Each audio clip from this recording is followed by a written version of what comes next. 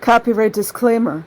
Under Title 17 U.S.C. Section 107, allowance is made for fair use for purposes such as criticism, comment, news reporting, teaching, scholarship, and research. Fair use is permitted by copyright statute that might otherwise be infringing. Nonprofit, educational, or personal use tips the balance in favor of fair use. Okay, guys, this one is a little bit older. My childhood in the org. And also, apparently, there was this place in Scientology called the Pit, where children were made to work, do manual labor. And for some reason, I'm having a hard time finding the post. It used to be on Xenonet. And anyways, I'm hoping that I find it. Because not only did Scientology have that little trailer where supposedly prestigious executives were abused, there were children working in the pit. In this day and age, can you imagine? And nobody's doing anything about it. Immigration's not doing anything about it. Department of Justice is not doing anything about it. Immigration and Naturalization Services not doing anything about it. Government officials not doing anything about it. Police not doing anything about it. You know, because multi-billion-dollar corporations need their child labor, or else they're going to collapse. So this is from Hill Flag, dated July 7th, 2007. I originally put this on OCMB some time ago and wanted to introduce myself to some of you here. I'm more or less lurker who will dive in for a little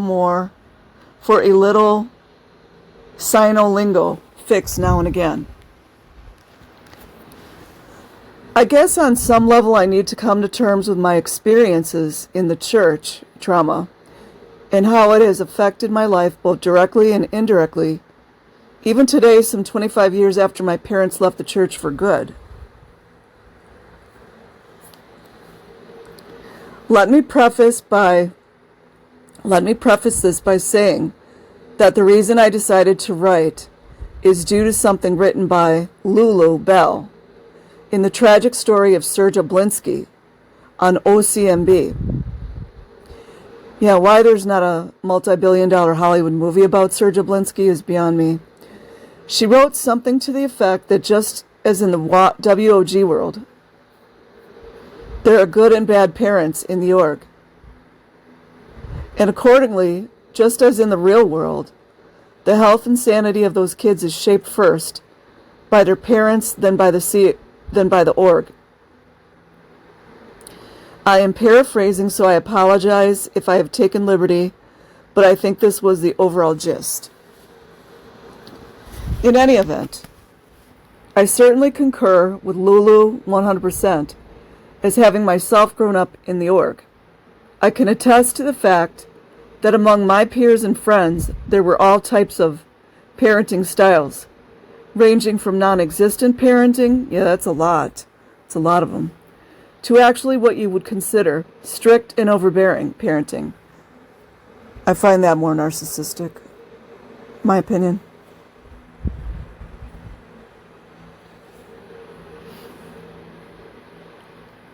Where to go here?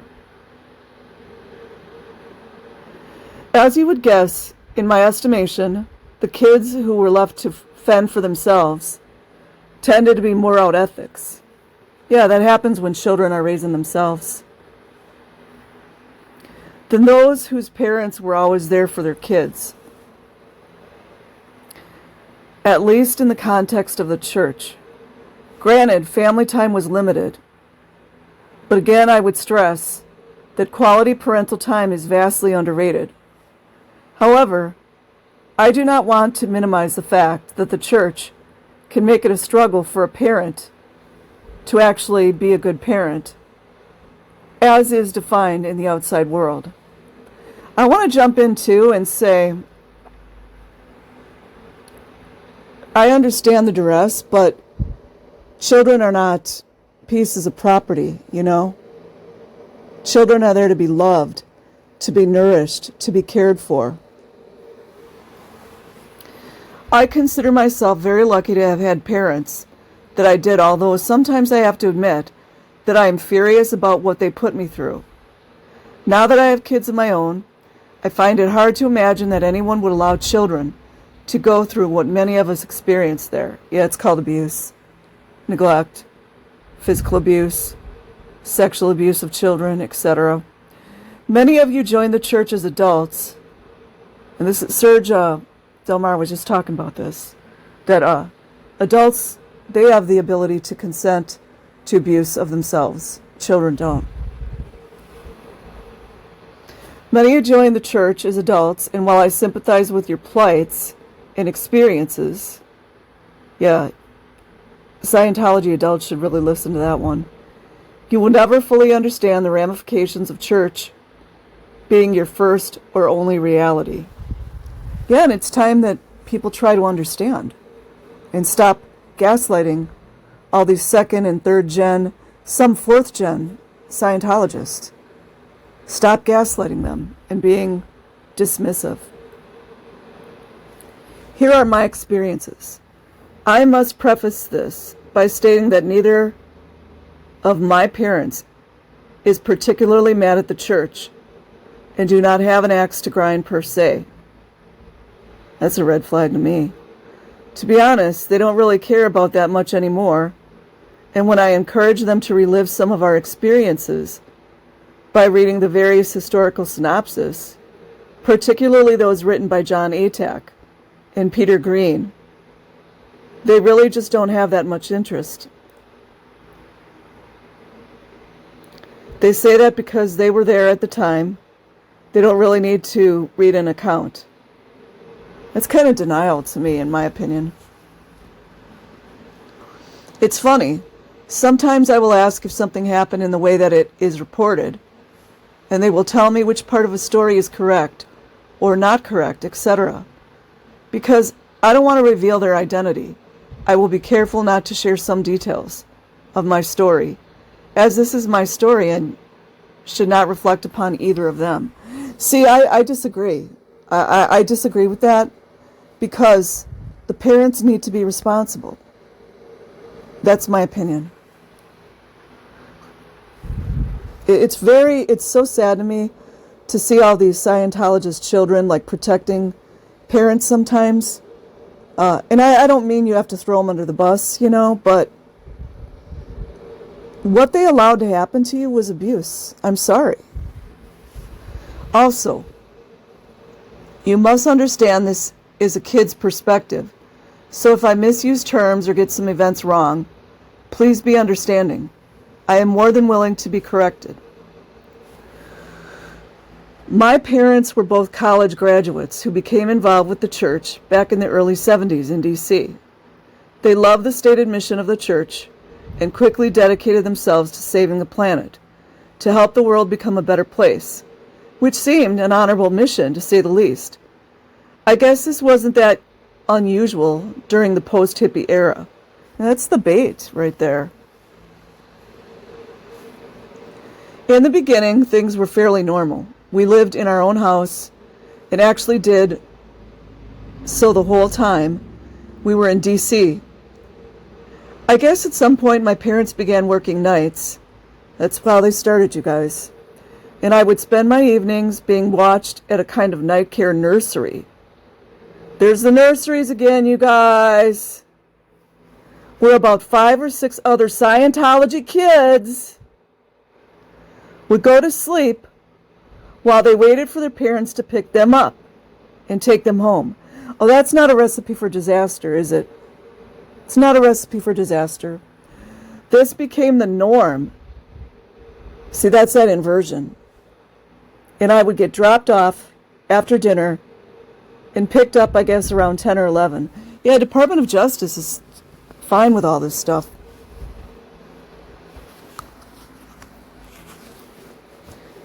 At the time, my parents were in the GO. Oh, the Guardian's office. Huh. Isn't that the one? I believe Rinder created the policies of the Guardian's office. Or took what was... The Guardian's office later became the... Oh, what is it? I forget anyways. And I spent a lot of time up on the top floor of the DC org. It was not a bad place for kids. See, he's talking from a kid's perspective, though. Kids deserve better than what they get in Scientology. It was not a bad place for kids, as the whole org was sort of kid-friendly. How about that, FBI? It was kid-friendly. And children were not kept away from their parents. You see, guys, I'm going to break this down a lot. I can't help it. I got to. This is the thing. This is what really bugs me probably the most about all of these statements. And I'm not trying to shade people, but these are like third-person statements. So listen. Children were not kept away from their parents. That's a third-person statement. It's the parents' job to protect the children. Nobody's outside force, whether it's a religion, whether it's a cult, whether it's a daycare, whether it's a school, that's not their job. The parents' job is to be with their children and take care of them. And I think this is from the trauma. I've noticed a lot of people in Scientology doing that. It's not just Scientology, but a lot of them do it. I'm just bringing it up. As I would later find out was the case regarding the parents at St. Hill Manor. Okay. For the most part, it was a pretty happy place. Oh, this is sad to hear this. This is sad. At least for a 5-year-old. That's because he's 5 years old and he doesn't know any different. I loved all the people that worked with my parents. Of course, in hindsight, the names of Hugh W. Patsy and Mike Meisner, and Rick and Carla Moxon. Rick and Carla Moxon carry a more significant meaning to some, but they were our best friends at the time, and all of them were really great to me. That's before the Moxon girl offed herself. They tried to cover it up, but in my opinion, if you go look at the records, the Moxon girl she wanted to end it, and that's what she did. I was in a normal WOG school at the time. That's a racial slur. I don't like it, but I'm just going to read what's printed. Granted, I had yet to learn the meaning of the word WOG, or even have a context for it. I was just too young, and didn't see my life as being any different than those around me. Sure, I knew about contact assist. Yeah, at 5, you see that? A 5-year-old that knows about a contact assist from a grown adult, touching them. And touch assists by this point. When you are indoctrinated to techniques such as these as a child, they can become very routine and you just assume that they work because your parents taught it to you. It's also breaking down boundaries. That's a part of grooming. Additionally, the basics of the overt motivator sequence had become a topic of discussion by now. It made perfect sense. I guess it still does to some extent. But I am not sure that the theory is exclusive to Scientology. It sure seems pretty obvious, but a good one nonetheless. Things changed in 1977 when one of my parents was offered the chance to go to St. Hill to work in the Guardian's office, WW. So off we went. I guess this is where things began to change, or at least my awareness that we were different than the everyday people around us. I think that I first knew things were becoming secretive when I was told, secretive. What do I say about the secrets? All you guys have to do is go do a Google search of celebrities and the vow of silence, or if you want to look up their fake term, you can say celebrities with the shh symbol.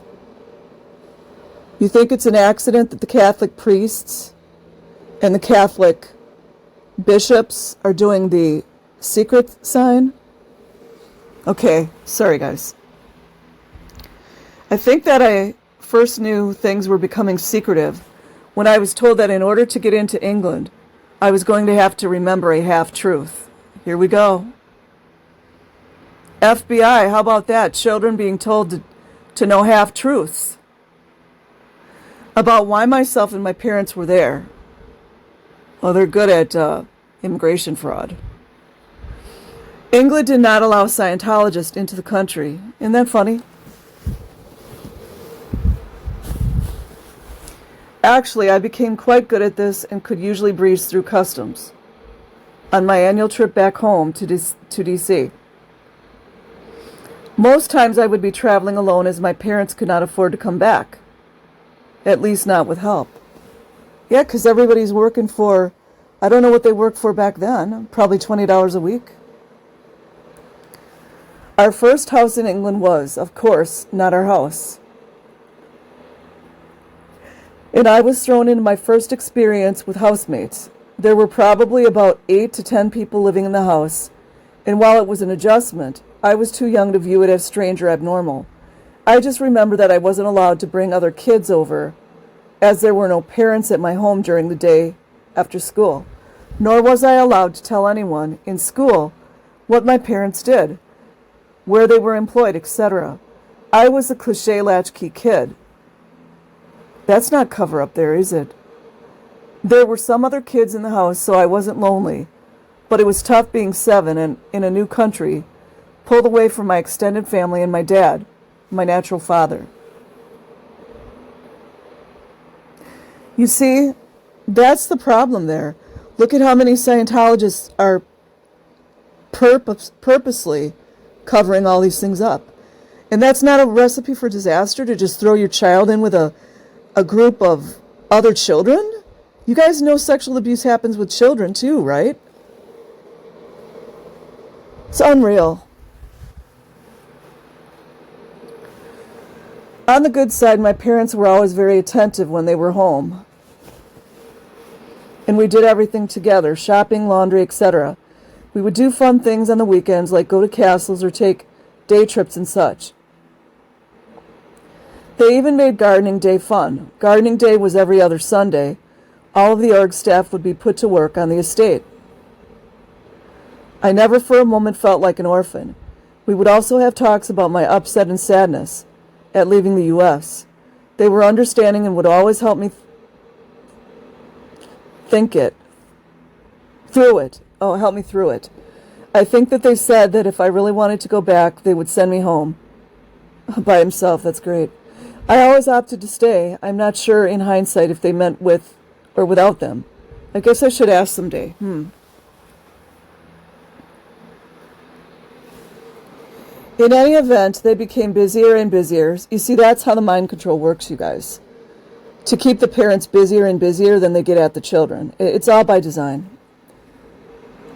In any event, they became busier and busier, working through the late 70s and early 80s.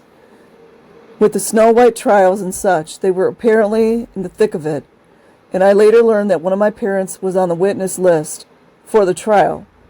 Of course, at the time, I just thought they were on a mission. Mission, a funny word for a 10-year-old to know. But as you are all aware, they were an all too common occurrence in the Scientology family vocabulary. It really sucked having one of your parents gone for months at a time. But again, in my world, it was quite normal. See, that's the inversion. After all, most of all my friends' parents went on mission too. At least my Scientology friends' parents did. During the 5 years that I was in England, I went to 3 different schools. I was fortunate that I had Scientology friends in each one. We truly depended on each other and became family as we lived in existence that nobody but a Scientology kid truly knows or will ever be able to understand. Well, another cult kid would, like Children of God. We were forced to live a double life at a very young age, and we all became very good at it. It's called survival. We had to. It's funny, but also a little sad. It's very sad. How a Scientology kid Yeah, Scientologist adults and Scientology parents that are listening to this, please pay attention to this. How a Scientology kid had to master 2 languages, 2 realities, 2 circles of friends, and somehow managed to keep it together. I don't even remember anyone telling me specifically what to say or not to say to people who were not in the church. We just learned and adapted in stride. I guess an analogy would be if you grew up in a bilingual family and just instinctively knew which language to speak to whom without really thinking about it. For some reason, you just didn't talk about MUs, I don't know what that is, and Ngrams to WOG kids. That's the secretiveness. I guess when you are 9 or 10, you just really don't want to be different from the kids around you at school by using terms that only a Scientologist would understand. Well, that's good. At least he went to a non-Scientologist school. School became difficult for a number of reasons. Oh, here it starts. First, all of us Scientology kids were mostly American and therefore pretty identifiable. We were all very poor. It's how they want it. Noticeably poor. And most of us had been clothed at jumbo garage sales and had a hard time keeping straight our mandated school uniform. I mean, the level of sickness and sadness of that this company, which is not a religion, it's a fake religion, has billions of dollars, but yet these Scientology children and families are in dire poverty. It's just unreal. We definitely stuck out and were made to feel it. Most of our teachers knew we were in Scientology, and some had a problem with it. You could just tell. Well, the teachers probably didn't dislike the children, they just didn't like what was going on. After all, what are the chances that an American kid would be enrolled in an East Grinstead public school if they were not in the church? Yeah, the queen over there is probably just fine with Scientology. By this time, myself and all the Scientology friends had experienced the same reality of constantly moving and living with numerous random people in either our town or in another's home as a renter. We all had plenty of students that would stay with us for random periods of time, and comings and goings were constantly frequent. That's not a recipe for pedophilia or abuse to happen? Jesus. During this time in England, there was also a pervasive group among the WOG kids that, to my knowledge, was unknown to most Scientology adults, and it was called the ASL, the Anti-Scientology League. The ASL was kind of a gang that would overtly and consistently harass Scientology kids. Well, I don't think they were harassing, to be honest. That was the story that the kids were given. I don't think it was harassment. They would they really did? They would berate us, call us names, and ultimately fight us. That seems strange to me, you guys. Because I would think that Anti-Scientology League was trying to help the kids. So they were probably paid actors doing that. Because I was fairly young, I would just get the name calling, but some of my dear friends would have to fight on a regular basis. That doesn't make sense to me. So to me, that sounds like Scientology probably paid those actors to present themselves as anti-Scientology. Because what kind of adults that were trying to help people get out of Scientology would abuse children? That didn't make sense. More mind control, you know. This is probably about when the us versus them mentality began that pervades and is inevitable to being a Scientologist. Told you guys, Pink Floyd. At least for me, and the term WOG began to take on the negative and disparaging connotation which was seemingly intended by the slur. When we would confront Scientology adults about the problems we were having with the ASL, not surprisingly, they would turn it around on us and ask those famous Scientology words. Oh, great. What did you do to pull that in? What did you do first? Aren't those great adults that don't take any responsibility? I cannot tell you how much I despise that meaningless question, and it was often the reason that we did not bring things up to the adults, just how the adults wanted it. They didn't want to be parents. They didn't want to protect children.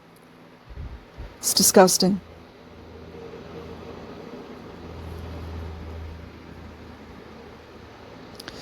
Although now I wish I could go back in time and say, I'm getting beaten up for no goddamn reason whatsoever except for the fact that you are a Scientologist.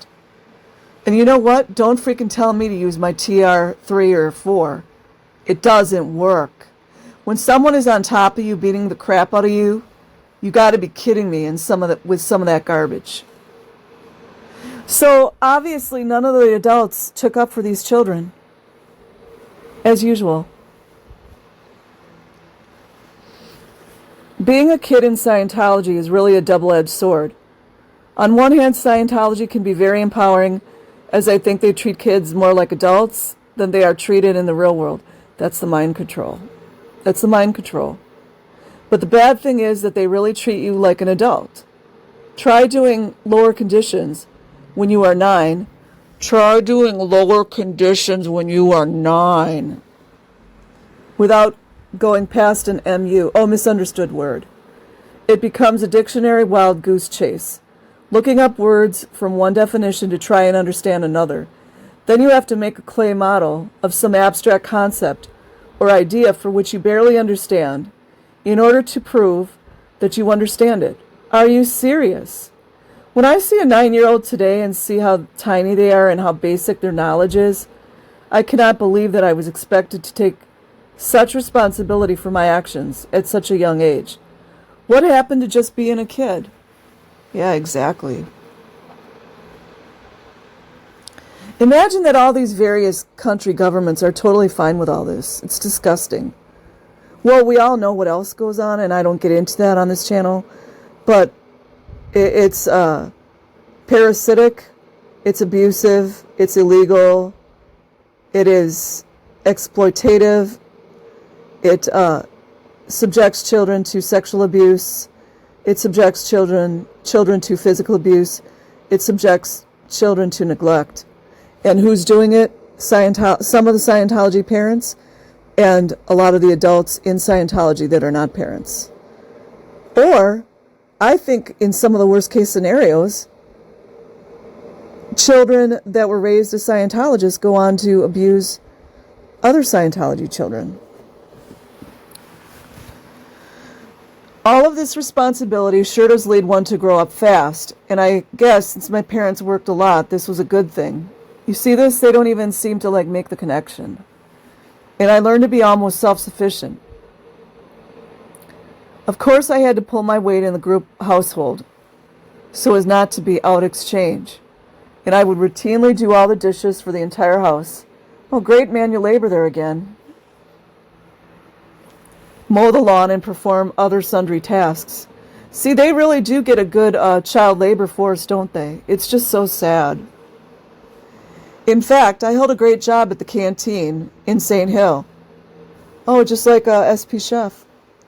Selling Goldfingers and crisps until it was decided that you had to be at least 12 to work there. You know why? Because the British feds came in and told them. That's why. That's why. Hey, if any of you were there during that time, I may have served you. Yeah, because, children have to be the ones to work in the kitchen. That's very important.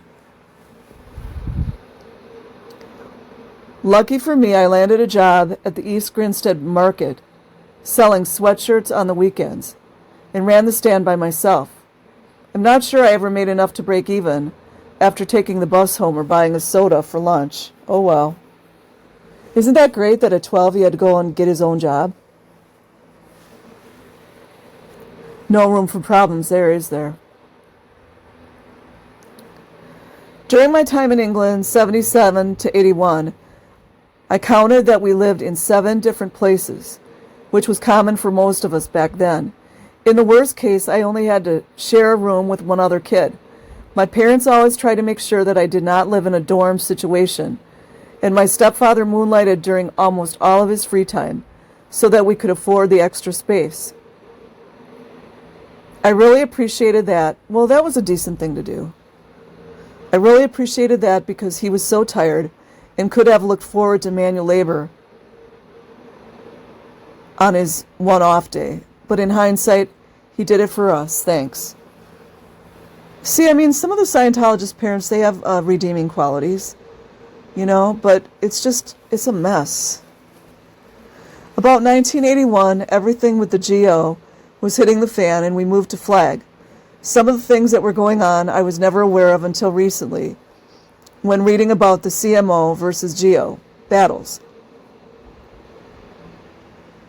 In all of the various subplots involved, I remember one of my parents going on mission to LA right before we moved to Flag. I later learned the reason for the mission was to help handle the situation with Jane, MSH, David G., etc. And they since have told me stories about the infamous running tree. Oh, I've heard about that one. So I guess they were in pretty thick. I was fortunate to get first-hand accounts of many of the meetings that took place during the time when the GO was restructured. It's actually quite funny as well. Funny as I will run by some of the accounts and ask, did this happen? And they will say yes, but that this was also going on. Or no, it did not happen that way, etc. My point here is that I was a kid of parents who at the time were near the top of the org and fully entrenched in what was going on, nevertheless still managed to keep me sane and on an even keel, at least as much as I could be. I moved to Flag in the summer of '81, and I had become a tried and tested Scientology kid by this point. Remember that I had been involved with the church from my earliest memories. So Scientology norms, values, and operating procedures were my only reality. That's how they want it. By this point, I could not imagine leaving the church, and apart from being a professional football player, smiley face, assumed the church would be my future as well. After all, I was now going to the Flag Cadet Academy, a 100% Scientology school, and the church was becoming more and more entrenched in the life of the WOG world, was becoming a distant memory. That's too bad. Even though my parents were not in the Sea Org, I was swimming in the Scientology SO culture at Flag. Go check out Darzander. As I was now living in the sandcastle with 4 or 5 other kids in the same room, and the occasional ever-present student. My parents were working longer and longer hours. It's just what they want. And of course, we weren't having private family meals anymore, as we had always done in the past. Instead, we were now eating with a couple thousand of our closest friends at the FH Mess Hall.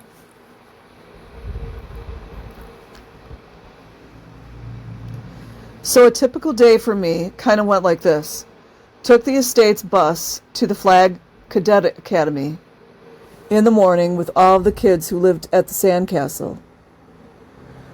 Went to school, drank some CalMag. Ugh. Just kidding, but I remember the CalMag as I write.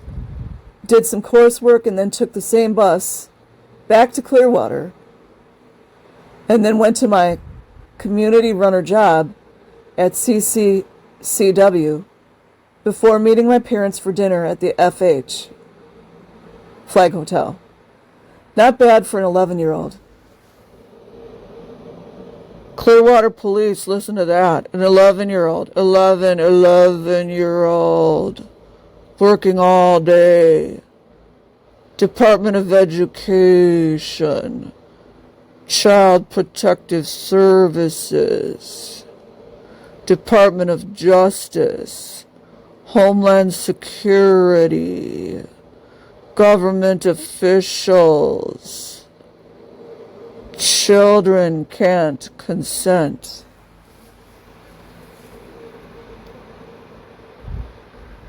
Not bad for an 11-year-old. Oh yeah, smoking was a must. Every kid smoked. Isn't that great, you guys? We must have looked like real idiots walking through Clearwater, puffing away in our preteen years. What a sight. Anyway, after dinner, we would walk back to my parents' room at the sandcastle and spend about an hour together before they would go back to work. See, the parents should have stood up. I'm sorry, you guys. I know the blackmail, I know all of it, but you don't just throw your children, you don't just sacrifice your kids. And that's what these parents have done. After they left, anything was game. Total freedom. There were no bed checks, and we knew that they wouldn't be home until midnight at the earliest. Of course, some kids went further than others. But, oh, here we go. Okay, never mind. But we would do stuff like ride on top of the elevator cars in the FH, Flag Hotel. We also used to climb into the laundry chute and ride it for 8 to 10 floors down until it dumped out into a laundry basket in the basement. We would actually hang off the roof of the Flag Hotel building, holding on by nothing but our forearms. Wow. We even had a really secret, there's that secret again. We even had a really secret fort at the FH. And to this day, I'm not sure anyone knows about it. If you go into the lobby, there used to be center stairs right at the entrance. Well, if you veered to the right, there was a set of stairs that went down that I think deadened into a cigarette machine. Anyway, if you made a left, you would eventually go through a door that led to some of the building mechanical rooms. Immediately after the door on the left, we found that you could remove one of the wall panels. That's brilliant. And it led to a 7x7 space that had about 4-foot head clearance. You can imagine what went on in there. See, that's sad to me, though. It's just sad. Like these children were just left on their own device. And so many of them were so abused. At this point in time, kids were really not allowed to be around their parents at work. See, there's that third person again, you guys. You see? Kids were really not allowed to be around their parents. They're talking in third person. That means other Scientologists were not allowing them around their parents, and their parents were allowing it. I don't even think we were allowed in the CB or that other building near the sandcastle, EB. Can't remember what it was called. Things were really strained both with the org and with my family. We spent less time together, and they were so tired that even the time we did spend was not what you would call quality time. You guys know sleep deprivation is one of the hugest mind control tactics. You know when I learned about it? When I went to basic training. Facts.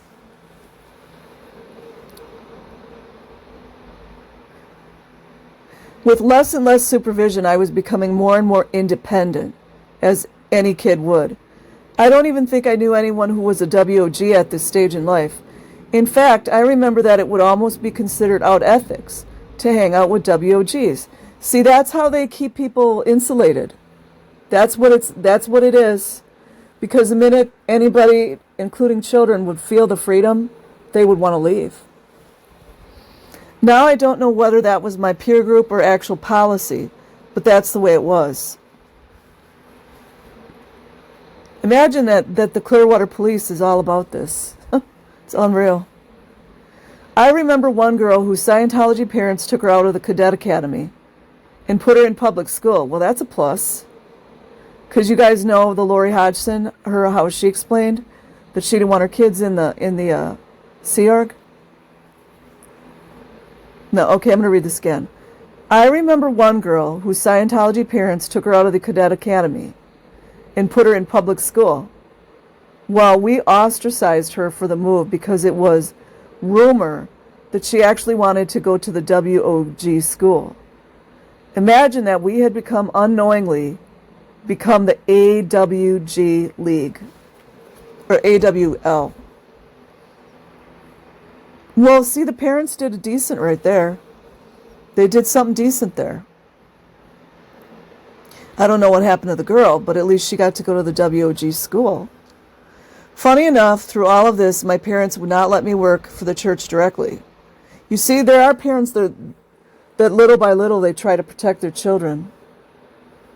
You guys see this? which was kind of strange as most of my friends were now in the cadet org. So apparently his parents were protecting him. They said I was too young and that I could make that decision when I was older. See? So there are some Scientology parents trying to protect somewhat, but they just need to do more of it, you know? Just take them out. I thought this was kind of strange considering I could not see any future for myself and my parents didn't seem to be going anywhere else. Leaving the church was not even a faint whisper in my reality. I signed my SO contract when I was 11. What is SO? Oh, Sea Org. When I was 11. I signed my Sea Org contract when I was 11. Actually, one of my 14-year-old friends recruited me. Big surprise. My parents were absolutely furious. See, that's a good thing. They went right up to my friend and made them tear it up, which was kind of scandalous thing to do at the time. Yeah, because you can't talk, you can't speak out. As I would later find out, things in the org during this time were getting stranger, for a lack of better term, different. Within the org, accusations were flying from every corner, and people were being railroaded left and right. Recently, one of my parents told me that what really happened during those two famous mission holder meetings at Flag, to which, of course, I knew nothing about at the time.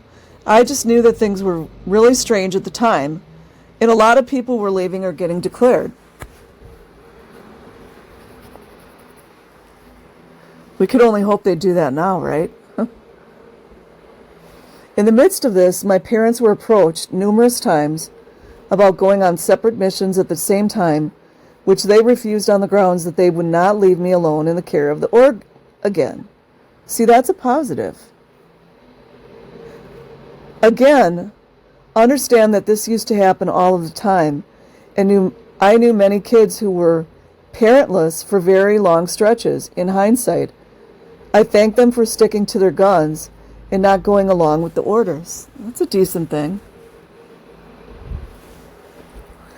I think on some level my parents knew that the church had made a fundamental change in its goal, or at least in the way I operated, and they had to make a decision to stay or to go. Around this same time, one of my parents was asked to be ED International, which was apparently a big post at the time. They declined after seeing what was going on and knowing where most of the policy was coming from during that time. In the state of the old man, things were spinning out of control, and they tell me that reality and truth were a mere formality at the time, and the real prize was the power and control of the accounts, not the mission, and certainly not the ethics. We left in the summer of 1982. We were fortunate that there were no declares or RPF or any other issues. I think because one of my parents knew many details and had control of the money, accounts, etc. They just wanted them out in order to avoid a larger fight. But that is just my conjecture. I do know that they were contacted for a few years after they left, just to make sure they were totally out. It took me a long time to adjust once I was ex-Scientology. That's for all cult members. I really missed my friends that were still in. As I said before, many of them were like family. We had been together since St. Hill back in the 70s, and I sorely miss them. They were the only ones who could fully understand my reality, even today. Once you leave, it is hard to have a relationship with anyone still in, and I am not even sure that we would know how to communicate anymore. Although I still love them, think of them often, and always will to the day I die. I owe them for being there for me in a way that parents can't be there for you. Thank you. Leaving the church when you are 12 is a pretty tough thing to do. Oh my God. Try getting adjusted to WOG life when you know nothing but the church. I think that it was easier for my parents who had lived in the real world first so they at least had some experience. I, on the other hand, did not have much experience at all, and it was a struggle, as I'm sure it is for most kids who leave the confines of the org. 12 years old, you guys. Jesus. Can't help but wonder how many Clearwater police or LAPD police have picked up these Scientology kids that are 12 and 13 years old. They don't know anything, do they? I was fortunate that I had at least some experience going to public schools and interacting in the real world. I don't know how someone born into the SO can make this adjustment. It was hard enough for me, and I had good parents. I would dispute that, but at least the parents were involved with them. You know, the church had made me fiercely independent individual. You didn't have a choice. As much of the tech, along with the organizational culture, almost required that I be totally self-sufficient. Yeah, that's because they want you to produce. And 100% accountable. I was babysitting infants at 9 and 10 years old. Do you guys hear that? That's why I don't have respect for a lot of these Scientology parents. I don't. I was doing group dishes by 10, and I had been putting myself to sleep at night by the time I was 8. And I certainly found out that the WOG world does not particularly like 13-year-olds who act like they are 21. Thankfully for me, nothing too serious developed, and after some bumps in the road, I made it through pretty well. I imagine that if my parents had left the church only a few years later, I may have wanted to stay and may have tried to disconnect from them. While I can't imagine this today, I can understand how it happens, and also see how easy it is to get to that point. I think my parents knew this too. While my experience is not nearly as traumatic as many others, I hope it sheds light on someone who grew up in the org and the unique perspective that goes along with it. While my life experiences were certainly different than others around me today, I have honestly not decided if I would trade my Scientology experience or not. Oh, that's a red flag right there. Granted, I have the benefit of 25 years behind me and have had ample time to resolve my own issues and have learned how to operate and function in the outside world. For me, any bitterness is more or less dissolved, and I am now free to look at both the positives and the negatives of my experiences. I would say, however, that I was extremely lucky. You see this, you guys? I don't know. And I thank my parents for having the courage to get out when they did. I know that it could not have been easy for them, as I'm sure many of you can attest. I am pretty sure that I don't hold it against them. At least I don't most of the time. Smiley face. When they were on the staff, they were even younger than I am now. And I certainly have made my share of mistakes. Youth will do that to you. That's true. I cannot speak to the way families and children in the org live today. However, I can say with some authority that in my opinion it is not appropriate for children to be brought up the way I was. Facts. Poverty and isolation are not the way to view the way the real world operates, and certainly does not allow one to critically evaluate their own situation, allows no context for the plight of or betterment of the population in general.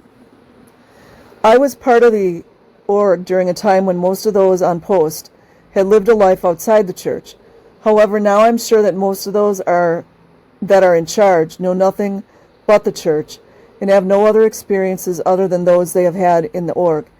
That to me is extremely unfortunate and in some ways dangerous, as it leads to a very uninformed, isolated, self-important existence with little chance to view humankind other than through a Scientology prism. I'm sorry that this turned out so long. I guess that's what 25 years of holding it in will do to you. Funny, but I could probably go on forever. All of us share a common bond, and I wish you all the best and hope that your life becomes as fulfilled as mine is today. And most of all, I thank my parents for getting us all out before it was too late. Cheers.